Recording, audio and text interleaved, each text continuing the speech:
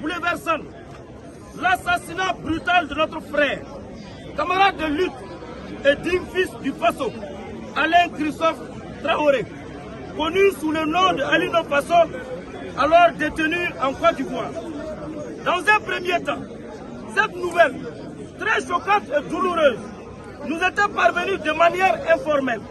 Mais très rapidement, les autorités burkinabées, à travers un communiqué officiel, ont confirmé l'information, ajoutant ainsi au choc une profonde indignation.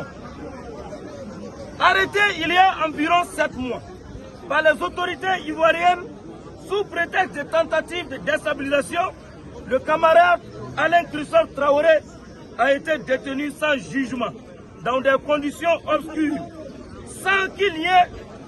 sans que son pays ni sa famille n'aient droit à la transparence ou à un procès équitable qui aurait permis d'établir la vérité.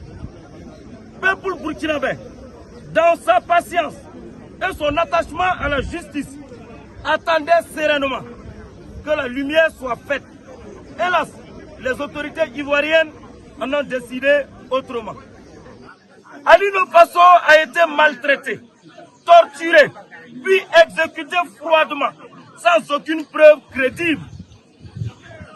Jamais il n'a été porté à la connaissance de l'opinion nationale et internationale que notre confrère, notre camarade est coupable d'un acte quelconque. Un acte aussi grave, portant atteinte flagrante aux droits humains, mais surtout un mépris total à des relations fraternelles et diplomatiques entre nos deux pays. Cher peuple de la Côte d'Ivoire, l'acte posé par le régime d'Abidjan est un acte de trop. Aussi maîtris que sont vos cœurs, en de pareilles situations, le peuple burkinabé traverse en ce moment même des situations de vive désolation.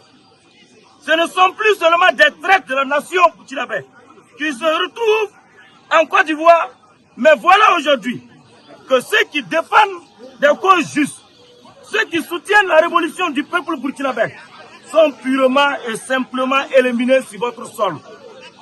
Est-ce cela la nouvelle Côte d'Ivoire que le régime d'Abidjan veut incarner? Une terre d'impunité, une terre de terreur politique et de persécution. Il n'y a pas si longtemps, les autorités burkinabées ont libéré des soldats ivoiriens qui avaient traversé notre territoire, étant même armés sans un quelconque acte de barbarie.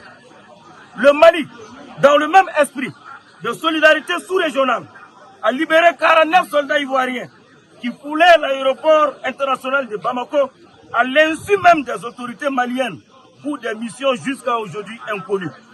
En retour, que reçoit-on? Des assassins politiques, des assassinats politiques et des provocations diplomatiques.